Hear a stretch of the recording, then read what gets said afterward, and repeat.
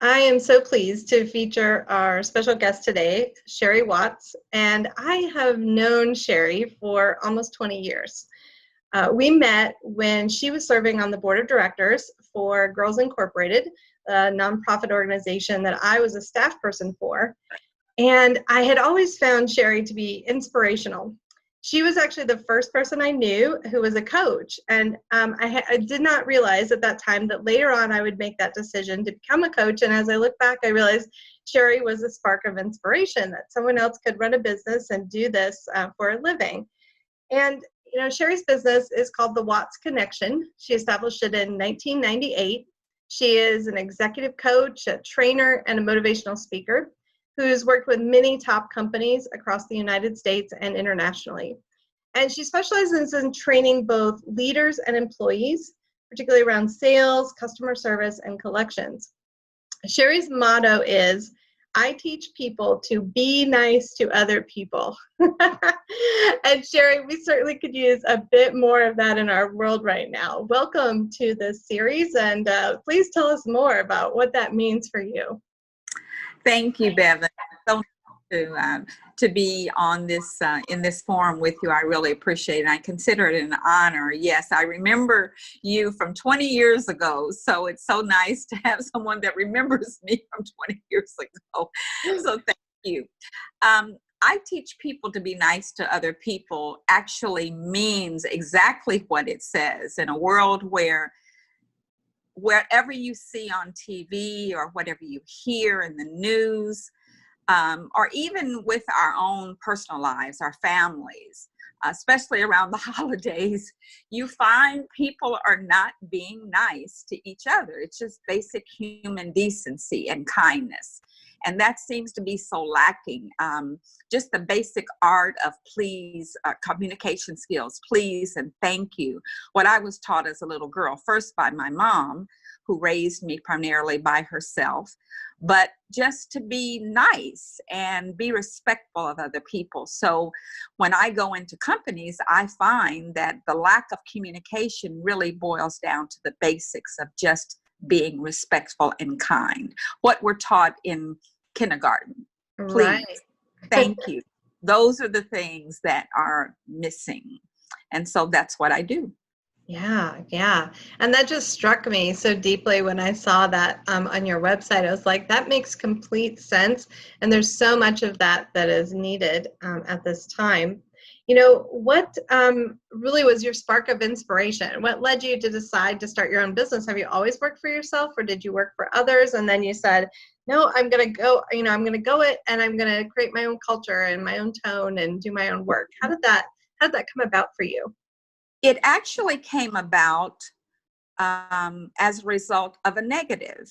By that, I mean, I started working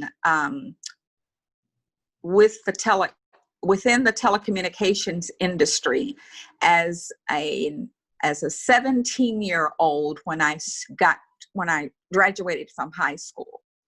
I started working for the telecommunications industry, and I started as a mail clerk and worked my way up through the organization. And by the time I retired in 1998, I was a manager, a higher level manager in human resources.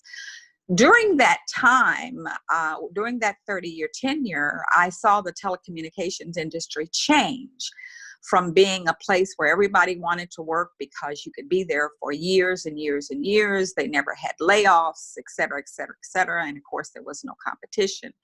But as the years changed, there was competition in the industry. And so much so that we went through downsizing, right sizing, whatever you want to call it. And when that started happening, I was a high-level manager, and I actually was in HR, which meant I was on the other side of the table when people were getting let go involuntarily.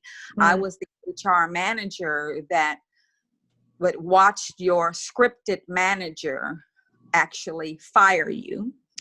And then right after that, I was giving you the papers to sign before you were exited out of the building by a guard once you came into work, carrying only the boxes that you brought in with you. Many of those people that I saw were people that I'd started with years ago. And here's the thing, I didn't know if I was going to be the person the next week. Right. So here, so what happened was I started looking at my job differently, because in the last 10 years of my career, I actually had to interview for my own job every single year. And the type of job that I had, I created for myself, and I'll get to that a little bit later. But what I realized was, because I traveled 85% of the time, when I was on an airplane and I saw the flight attendants giving the instructions about the masks and the safety instructions, I thought, I could do that. I think I can do that. So from that, I thought, you know what? The skills that I have can be used anywhere. And it's because I had been trained so well in the telecommunications industry, I began to realize that I actually work for myself. Even if I am fired eventually, those skills go with me. I may need to leave my pager, because that's what we were using at the time, pagers and all of that. But my skills go with me. And that's when I thought about my own business. And because I had the job that I had, I coached and developed managers in 5 states. I became a coach for the coaches, and I reported to a 6th level manager. And so when I left the company, when I actually retired, because I wasn't fired, I actually retired. Those managers, many of them who had been fired, either involuntarily or voluntarily, they became managers and leaders in other companies. And they remembered me, and they started calling me, Sheri, we need you over here. And that's how my business got started. Wow. I think that's how a lot of coaches get started. People start coming to you, and then you're like, I think maybe this is a calling. Maybe this is what I need to do for a living. Right?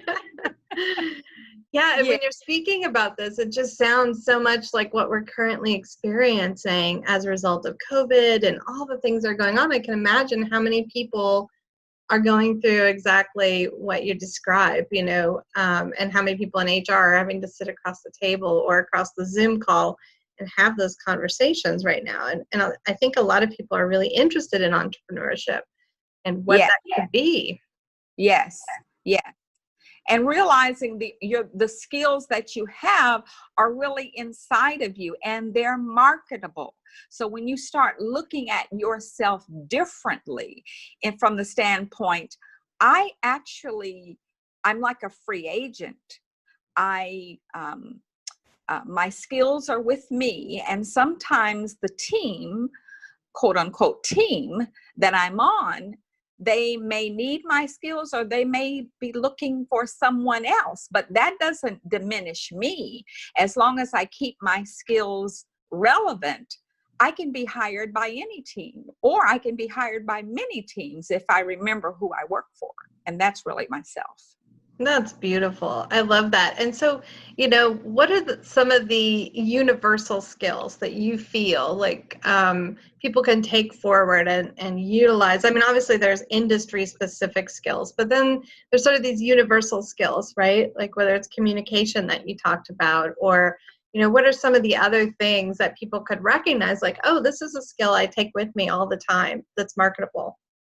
The skills that I find that are universal are just those communication skills that you mentioned. Both verbal, nonverbal, are very important, because in a world of technology, the interpersonal skills are used less often. Okay. We spend a lot of time communicating with people over, social media and those types of things. And even though we have the the visuals that we have on social media, it's not necessarily conducive to that human interaction, because many of the people today that I work with, they've not been exposed. They didn't grow up with communicating interpersonally. So those skills are lacking, and nonverbal, communicating over social media can cause one to be deficit, especially in areas of conflict, because the reader interprets the message however they want to interpret it. But when you are face to face with someone, people can read your body language, and that can be positive or negative. So your ability to communicate, whether it's socially, over social media, or more important, face to face, is critical. And if you have those skills, it doesn't really matter what industry you're in. At some point in time, there's going to be some sort of conflict. Your ability to listen first, Stephen Covey says, seek first to understand, then to be understood. We are not rewarded for our listening skills. That's a very important part of communication. So when you can perfect those, or try to get as near as you can to perfection, then you're going to be more successful. And then once you understand, then you'll have a better chance of being understood, especially in conflict. And that's what we have a lot of in the United States today and across the world. Yeah, absolutely. I saw this meme the other day that said texting is the best way to misunderstand and be misunderstood, because we all have our own filter, right? We have all our filter. So you've been working in this this coaching, training, consulting, speaking business world for the past 22 years. What do you think what have you seen that's changed? And then what are some of the themes that's like, we still have some work to do to be better, at doing business from a more conscious perspective? What have you noticed in that time? Well, what I've seen change the most is the need I get lots of calls from businesses that are wanting me to, quote unquote, teach the millennials that are hired how to feel for the people that they are coaching. In other words, teaching them the human aspect of leading people, not just the technical aspect. And when I look at that, I think, well, you're wanting me to teach people, and I hate to group people in a category, but you'll understand. You want me to teach younger people or millennials, or whatever you want to group them in. You want me to teach them to feel compassion for their subjects, for whoever they're coaching and developing, because most of the time I'm hired to coach the managers. Right. When in essence, that's a skill that should be that they should have when they're chosen or hired, but they don't oftentimes, or at least the company doesn't feel like they do. So I'm being hired to teach them the human aspect of leading people, and that is that's interesting when I'm hired to do that, because you're dealing with people that you're thinking, well, if you've been chosen to lead other people, those skills should come with you. But they don't, right? Not necessarily. And that's the biggest challenge or change that I've seen.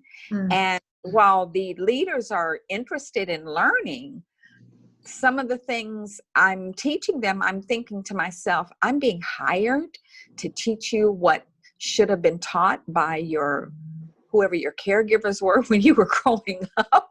Right. Why That's are we it. teaching this in elementary school and Right. childhood, like how to communicate, how to, but I think it gets to the difference, Sheri, I think this is the terminology, and correct me if I'm wrong, but there's like the hard skills, the technical skills, like Yeah. what you need to know to your job. And there's all this stuff called the soft skills, which I'm Yes. not in favor of that terminology at all. I'm like, Right. that's the essential skills. Yes. How do you relate to other people? How do you manage conflict? Yes. How do you know yourself inside? Like, these are the essential skills. Everything else is Right. just information, right? Yes. Soft skills, and soft skills in companies are hard to quote unquote measure. Yeah. So oftentimes companies, when they hear soft skills, although I think that's gradually changing, but when they hear soft skills, they think, oh, that's fluff. But it's one of the most important skills that you can have when you're leading other people. You're not dealing with robots.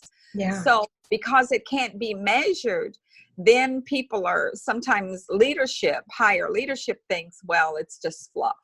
Yeah. Yeah. And I wonder, as we think about the business world as a whole, we, back when the Industrial Revolution started, it was all about production and all about numbers and all about how productive and efficient you could be. And it really did sort of take the humanity out of what before that human beings had handcrafted things. Like you Yes. knew that the person in your community made that piece of clothing or whatever the piece was, the blacksmith shop or whatever that was, right? And so Right. and then when we moved to automation and all of this technology, which has been great and has brought us into some amazing places, it kind of took the humanity out of that. And Yeah. I wonder if it's like really time now to go, well, we need to have that. That's absolutely essential. We can't do without it. Everything from where the materials come, where they're sourced from, and who's making those in perhaps developing countries, and, is there child labor and all these kinds of things.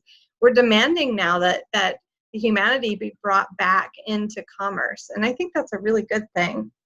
Yes, and with our current pandemic, with COVID-19, it's even more challenging because we're quote unquote socially distancing. Yeah. So socially distancing means that we're even less connected. So it's really a challenging time right now for many people who need that social interaction. Many people are depressed. We already know that that's a whole nother subject, but think about what the pandemic in the current environment is doing to those social skills that were already lacking. Yeah. And now more lacking, not necessarily by choice, but because of necessity for many people. Now, some people ignore that information, but for the most part, we're being really quote unquote mandated to stay away from each other, which is even worse. Right. And even seeing like our fellow human beings in the grocery store is like, you're dangerous. You could make me sick. I mean, what does that do to us kind of emotionally and psychologically? It'll remain to be seen. And you probably had no idea like how important your work was going. I mean, you knew and you've known this whole time, but now here it is, like your work is so important to help people learn how to have these social, emotional intelligence skills with each other. I think it's amazing. Exactly. And think about it. Most of the communication, over 65% of the communication we use is really nonverbal. Mm. Well, our faces are covered up. Yeah. The only thing that's exposed are our eyes. And even though the eyes are the window to the soul, that's really all the communication skills that we have if I'm seeing someone face to face. Yeah. Yeah. Yeah. So I want to kind of take us in, this has just been an amazing conversation so far. I want to take us kind of in this different direction because I think there's this really romantic notion of what it means to be an entrepreneur. And, I've been on that journey for the past 4.5 years. There's been some really great parts of that and some really challenging parts of that. And I would love for you to speak to both of those aspects. What's been challenging for you as an entrepreneur, and what's been the most fulfilling aspect of working for yourself? Oh my, that is a whole subject in and of itself. The most rewarding part of being an entrepreneur is that I get to do what's most important to me. Okay. When you're working for a company, you basically do what it is that they want you to do. Okay. My focus has always been and always will be on putting the customer first. Okay, that's the way I was brought up, actually. Like I stated before, with my mom and her teachings, put other people's needs ahead of yours. And if you do what it is that they need, you'll get what you want. You don't do it to get what you want, but that's the right thing to do. So that's why I was raised. So when I came to work, when I started my career with the telecommunications industry as a mail clerk and then worked my way up, that was my focus. And when I felt the company that I worked for, their heart was in that. And that's what they not only talked about, customer first, but that's what they rewarded and strived for. That was my heart. Okay, I could go with that. However, as time went on, as competition became more prevalent, it became very clear to me that that's not really what was the most important. It was what was said, but it was not what the most important thing was. And when I would go out and talk about it to the people that were depending on me to coach and develop them, they would say to me, Sheri, it all sounds good, but that's not what my supervisor wants. That's what I'm rewarded for, et cetera, et cetera, et cetera. And I remember thinking one time, I thought, does anybody care about customers? Does anybody really care about turnover and why we're getting these products back? Because they're just being sold to meet profits versus really something the customer needs. So I remember Stephen Covey. You'll hear me quote him sometimes because I thought he was a wonderful individual, and in terms of his philosophy, and he talked about principle-centered leadership. And I had a mentor one time that really was part of the catalyst to get me into entrepreneurship. And he actually was someone that I used to work with at the company. He was also a contractor. And I would talk to him sometimes, and I said, it's getting so hard to do what I do. He said, Sheri, he said, as long as your values match up with the company's values, he said, you can do what you do and you're gung-ho. He said, but when the company's values don't align with your own values, that's when it gets hard. Yeah. And that's what Stephen Covey's principle-centered leadership. You have to know what's important to you. So the great thing about being an entrepreneur is that when I started my own business, I could talk about what was important to me. And that's why, that's what in my mind has made my business successful, because there's not a conflict. Yes. There's no conflict in my personal value or what I believe in talking about. Yes. That's been the most rewarding. Absolutely. I worked for a corporation, and when I first started, it was great. They were walking the talk as far as customer first. It was a family-owned company, and then they decided to retire and sell it to an investor, and it became all about the profit, and the customer suffered. And I just, like you, I just couldn't do it anymore. I couldn't live and make those kind of decisions out of integrity, and that really pushed me into this entrepreneurship journey as well. Yeah, thank you for bringing that forward. You're welcome.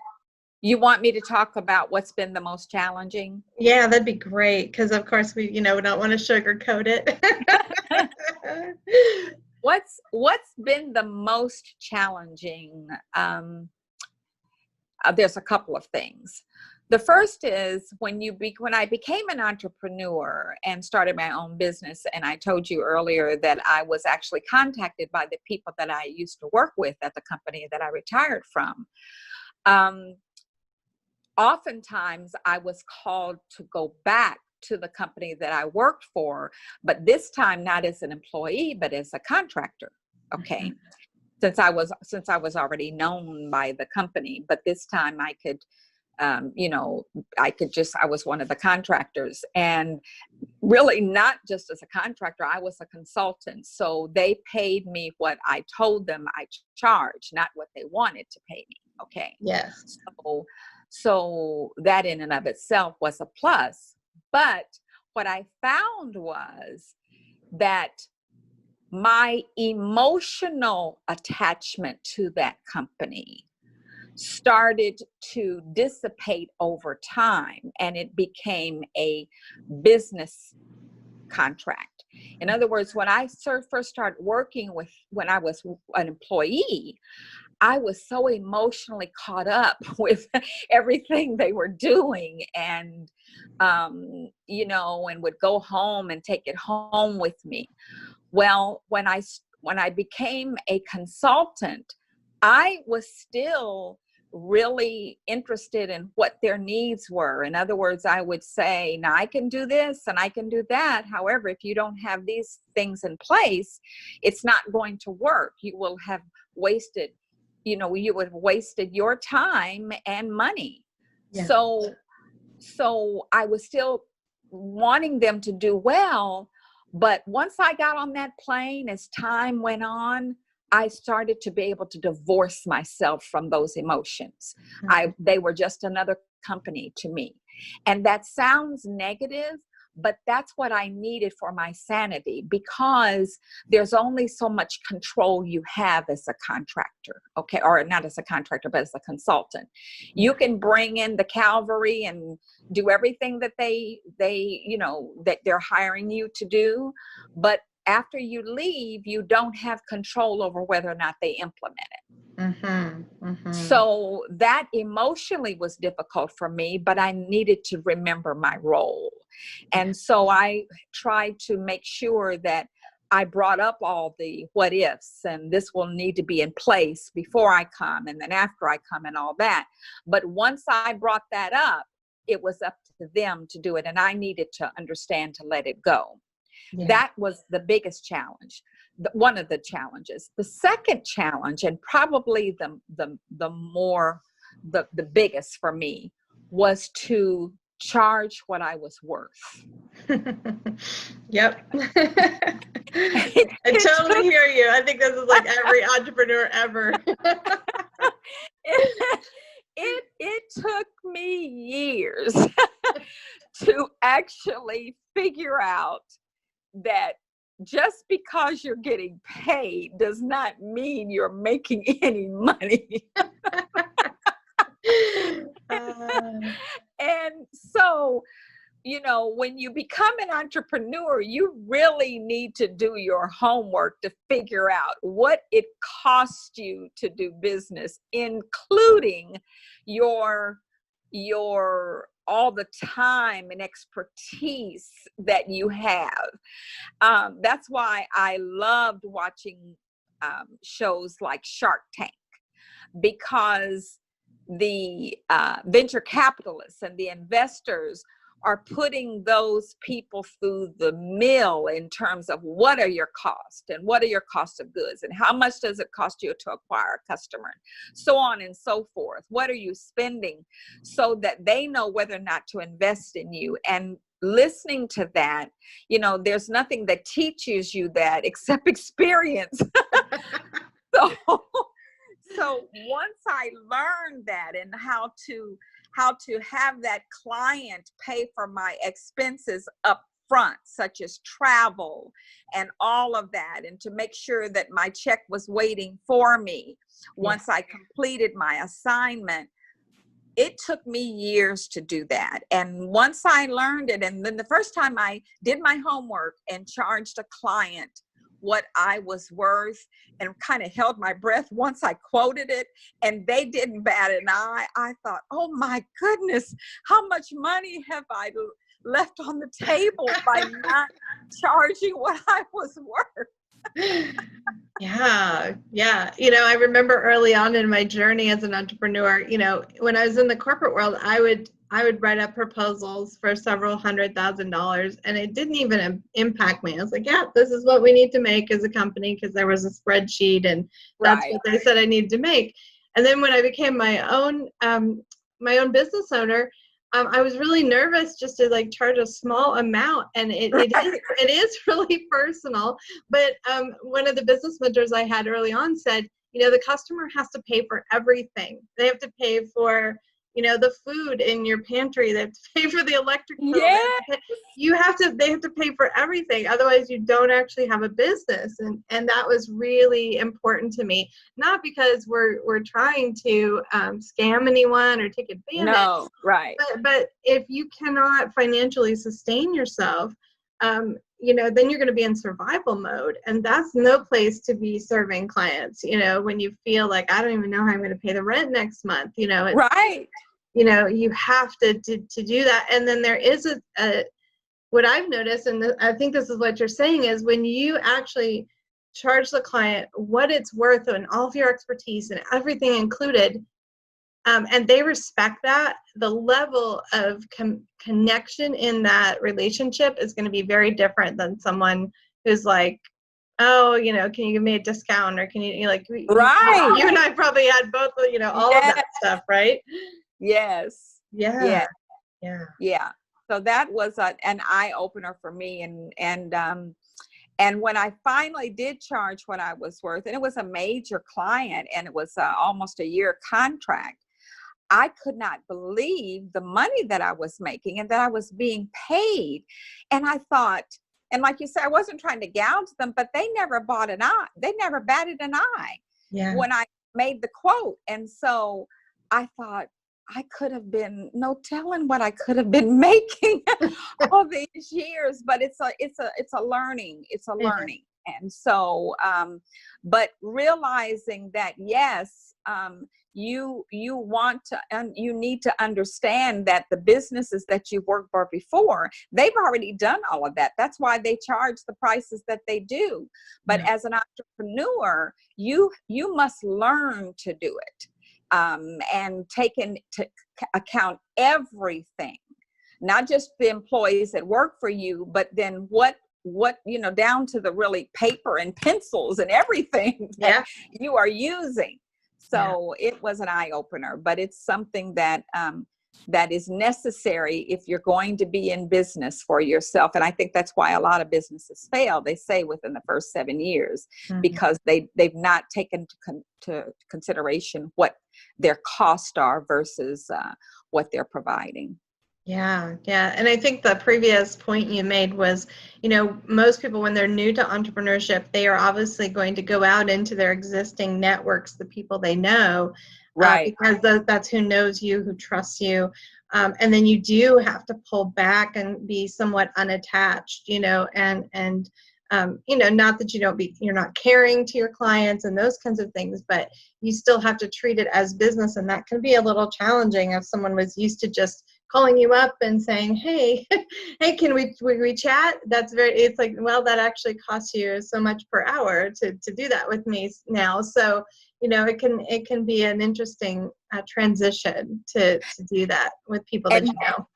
And I just want to add this. I've had people that have wanted to contact me, and they've been referred to me by other clients, and they'll say, well, I've got a friend that wants to talk to you. You were so helpful to me. Can you talk to them? And what I've quickly learned as a consultant, because I'm dealing with communications, people will want to use you for free. Yeah. So what I've learned is that I'll have an initial conversation with you. However, the next conversation with you, and I keep that to a minimum, I find out what it is that you're looking for, and what are your goals. But at the next conversation, that when you say, can we talk again, then here's my fee. Right. And oftentimes you won't hear from them again. Yeah. And that's okay, because not every customer, when you first start out, you're thinking, I just want to make some money. But you've quickly learned not every customer do you really want to have as a client. Yeah. Yeah, absolutely. Absolutely. One of the things I tried, I did free discovery calls as a coach in the very beginning, and probably 75% of people didn't show up to the call. So I thought, you Yep. know what I'm going to do? I'm just going to charge $6. It sounded Right. good. And like 90% of people who paid $6 would actually show up to the call to decide if they wanted to work with me. And it was a token amount, but it people had some skin in the game. They were like, Yeah. okay, you know, and they're serious about doing it. And so it's important to not take every single client. Right. We all learn that though, right? Yeah, we learn it. You learn it. Right, right. So today is a really important milestone day in the history of the United States. You and I recorded this interview on the day that Kamala Harris was announced as the vice presidential running mate for the Democratic Party. She's the first Black and Asian American woman to take that role. And I just wanted to ask you, what would you think is possible for humankind if we had full diverse representation at all levels of society? I mean, you've worked with all different kinds of customers, companies, seen, you know, so many things globally. Where are we going with this, Sheri, as far as actually elevating people to these positions of leadership and honoring diverse voices and diverse perspectives? I believe it's extremely important, and I'm going to tell you why. I've never been one to want to be hired because of the color of my skin. I want it, or my gender even. I've always wanted to be hired because of my skills. And oh, by the way, Sheri just happens to be African American, or Sheri just happens to be a woman. Okay. Yeah. So that's the way I've always felt. My mom always, getting back to my mom always taught me, she said, you know, there will be people that will hold things back from you because of lots of reasons. Some of some's their ignorance, because you're Black, because you're a woman, all kinds of things. She said, but opportunity will knock. Mm-hmm. And just make sure that you're ready when it does knock, because it will knock. But don't let any of those factors that some people use, oh, it's because I'm Black or it's because I'm a woman, don't ever let that come out of your mouth. Make sure that you're qualified, and then you'll go from there. So that's the way I've always been taught. I've learned, though, when working with clients and being a part of companies for many, many years, that if you don't have enough diversity, and I'm not just talking about having the bodies there, because there's a difference between diversity and different ethnicities, having them at the table versus inclusion. So, for instance, diversity can mean there's a lot of different people and ethnicities at the dance, at the party. Yeah. But inclusion means being asked to dance, okay? Right. So it's not only just diversity, but inclusion. I learned that it's important to have lots of different opinions, different walks of life, because minorities, and I'm not just talking about Black versus white, people of different ethnicities look at things differently because of their experiences. I remember one time when I was working for the telecommunication industry, and we sent out a flyer to a part of our state where most of the people there were Black.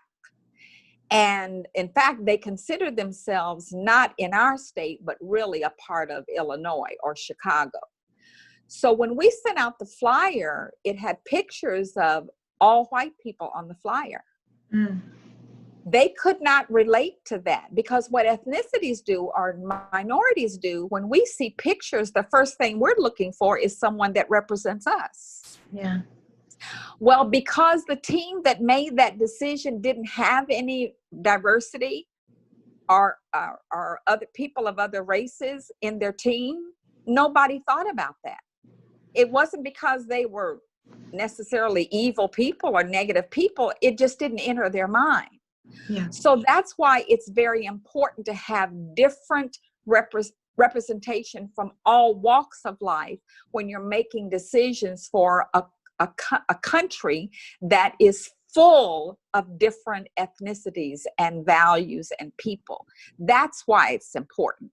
Yes. It's a good business decision. It's not just a moral decision. It's a good business decision, unless you're trying to alienate most of the country. And I think that we're seeing that even now in what's happening in our country.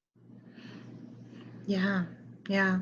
I love how you're defining like the difference between diversity and inclusion.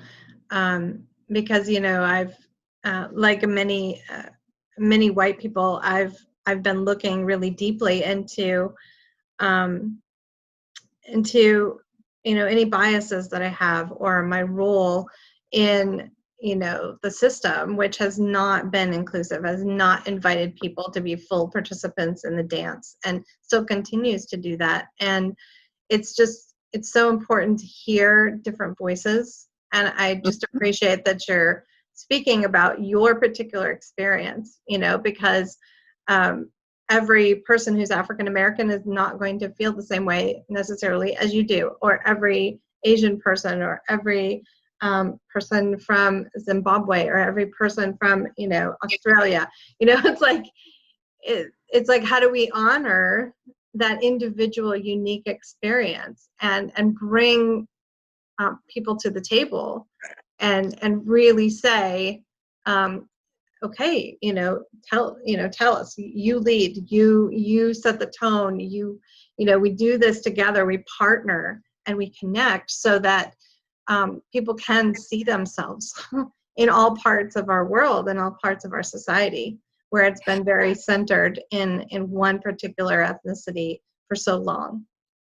Yes, and the most recent incidents, if I could speak to this, where we've seen all of the riots and all of those types of things, that was seemingly was sparked by the killing of George Floyd, but it's been going on for so long within, you know, certainly the African American community and the non-white community, that it was just a bubbling over of what people got to see live on TV. If you saw that, Yeah. I don't condone any violence. I've never been condoning violence and rioting and tearing up other people's stuff, because that's not the way I was raised. So when you say not even all Black people think alike, that's the truth, because not all Black people think like me. The younger Black people, when I will say to them, but tearing up people's stuff, that's not how you get what you want.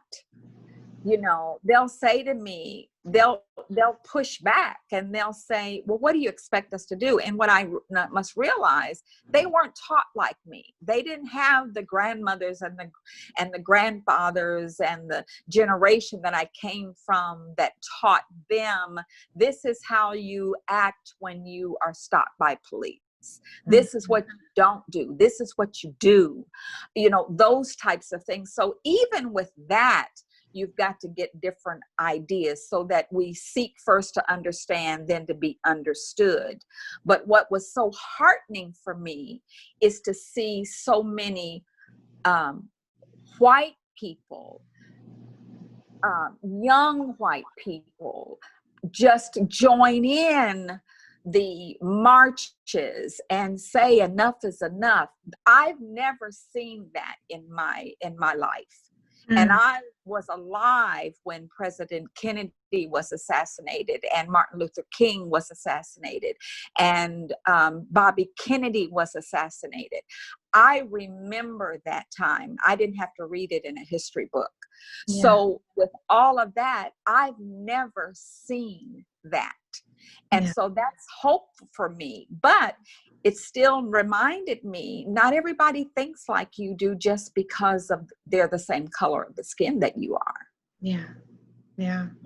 And we still have a long way to go, but like you, I share that hope that that perhaps there was just an important turning point, and it's so unfortunate that it's gone on so long, and it took something so public like the murder of George Floyd to bring it forward, and yet there is a ray of hope for the future, and there is a way that we can and bring people together and shift and change inequities that have gone on and for so long, in our world. And so it's a process. There's like 8 billion people on the planet. we Right.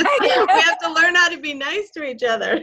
We got to be nice. We got to look at those things. I've got a son-in-law that lives in a predominantly white neighborhood. He has been stopped just for running in his neighborhood exercising. Mm. Mm.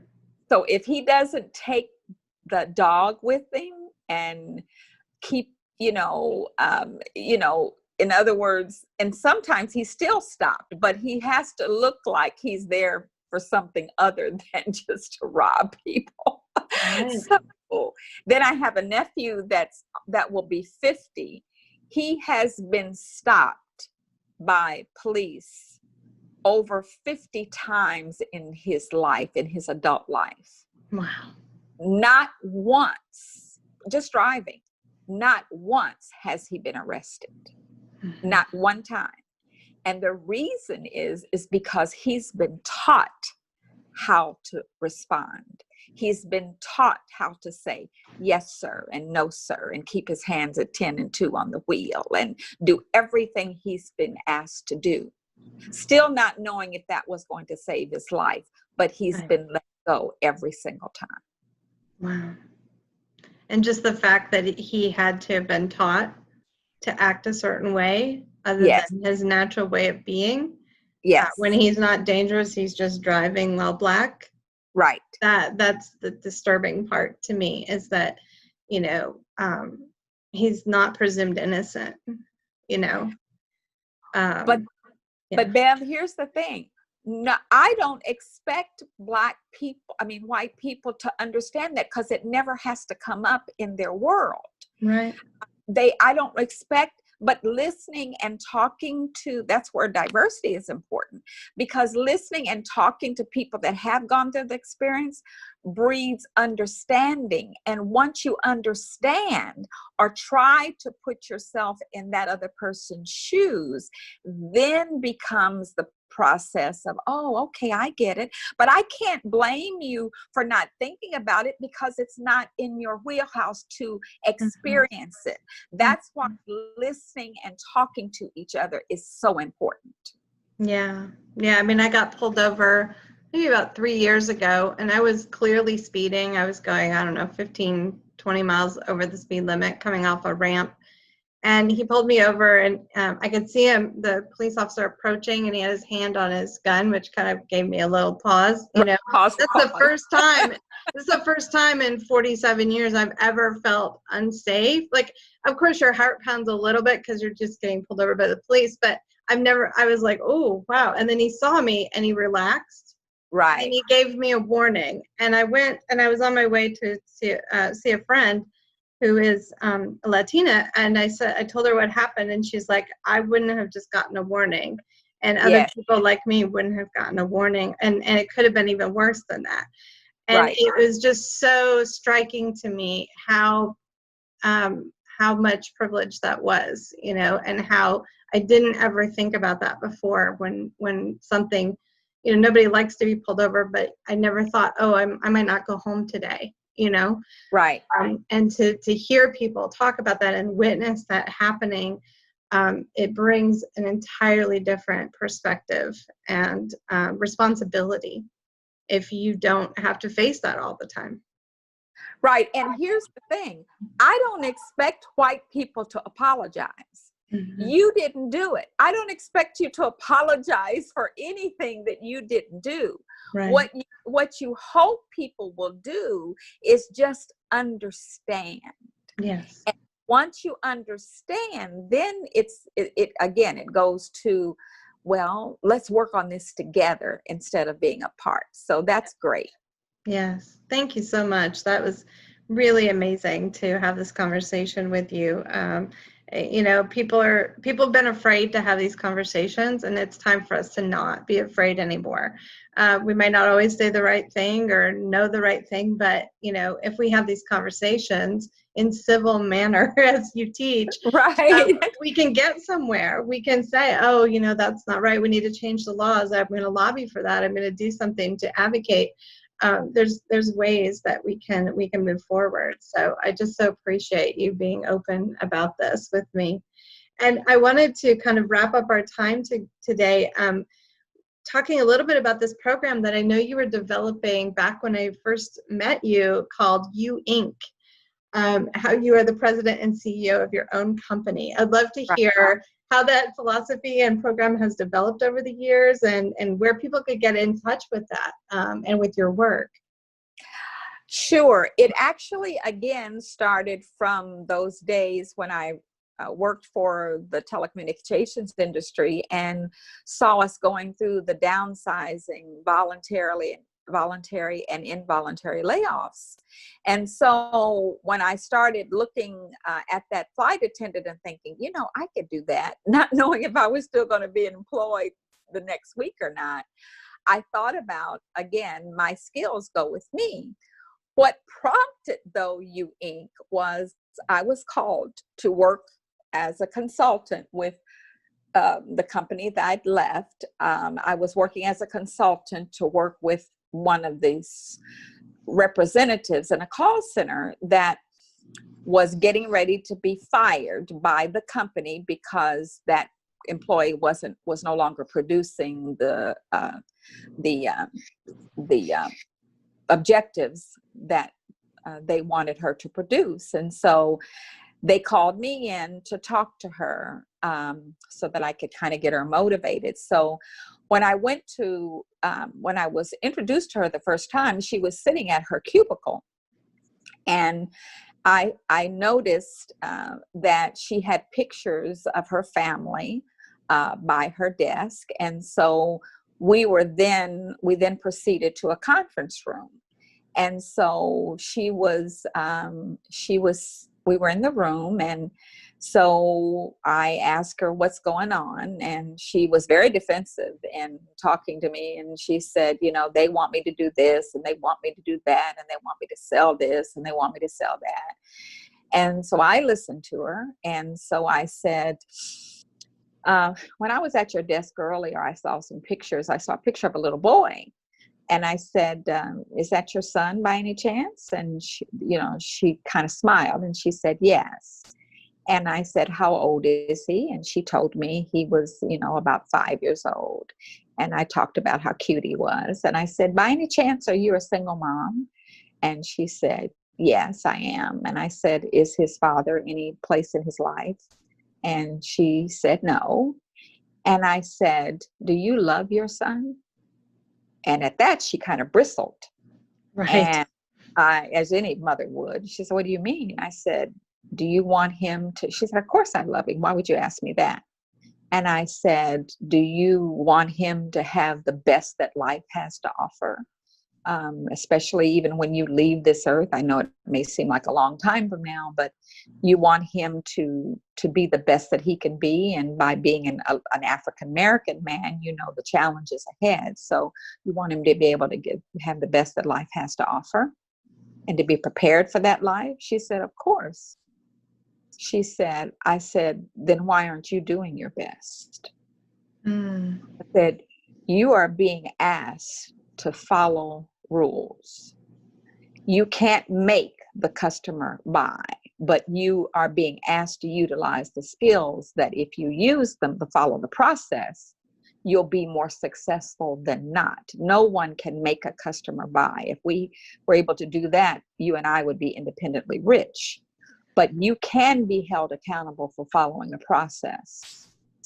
And so that will make you more successful than not. And once you do that, that's all you can be asked to do, but that's what you're being held accountable for. I said, if you have to put his picture on top of your cubicle, on top of your monitor, and every time you say, follow the process, you go, that was for you. That's what you do. Because you don't work for this company, you work for him. Wow. And after that, after we had she had tears in her eyes. And after that, her results returned to outstanding, which they should have, had been before. And that's how I came up with the idea you incorporated, not just from our own experience, but when you get people to understand what's in it for them, then they can look at it differently when they're actually working for a company. They understand that this is their client, but they're really working for them unless they're donating that paycheck. Right, right. Yeah, it's the deeper why. Why are you here? Why are you showing up every day doing this work? Whether you work for someone else or work for yourself. It's like, what's your deeper why? And if you remember that all the time, then you're going to perform at your highest level. Right. And so now in today's environment, which is so uncertain, so many people are laid off and, through no fault of their own. Some people are starting to go back to work, but some people have had to change their careers. Understanding the skills that they have, no matter who they were working for, is even more important. Even if it means I need to acquire new skills, it still is important to understand the experiences that you have, what you've acquired, wherever you've been, and what you can add, where you can add value to whoever it is that you want to be your next client from a free agent standpoint. And that's where the free agency comes in. You're a free agent. Mm-hmm. Yeah, because so many people feel stuck or they feel beholden to an employer, but they don't realize they're the ones who are lending their time and their expertise and their energy and their focus. And they could do that there, or they could do that somewhere else. And how are you going to show up in integrity? Like, this is such an important message you're bringing. And people could actually purchase this on your website. Is that correct? This program? Yes, there's a CD. It's not very long, but it talks about that whole philosophy of You Inc. Yes. Mm-hmm. And I'm going to put the link to Sheri's website. It's wattsconnection.net. I'm going to put that in the description box of this video and audio so people can get connected. And if they want to reach out to you, if they are a leader in a company or looking for coaching for their team or individually, they can reach out to you and get connected. I appreciate you so much, Sheri. Thank you for being an early role model in my life and for continuing to go out there and spreading this positivity and just, showing up in the way that you do. I just appreciate you so much. Well, I appreciate you, Bevan, and I'm just so excited to see where you've come from. I remember meeting you for the very first time. Actually, being on the board of directors was my first. With you was my first opportunity to even be on a board, and I didn't know what all that really meant, but I believed in the mission. Mm-hmm. And so I appreciate all of your support, and then just to see where you've come and grown and have started your own business and all of that. I'm just so very proud of you. Thank you so much. I think maybe we both grew up a little bit there in Girls Inc. Yes, we did. Being strong, smart, and bold. It was a good reminder of that for both of us at that time in our life. So yes, thank you so much for this time together today, and I look forward to staying in contact with you and connecting and supporting and uplifting your work any way that I can. I really appreciate that. Thank you, and I'll do the same for you. Thank you so much. Yeah, thank you. All righty, you take care. Yeah, thank you for everyone who listened today. And this is the conclusion of another beautiful connection with a conscious entrepreneur who's making an impact out in the world.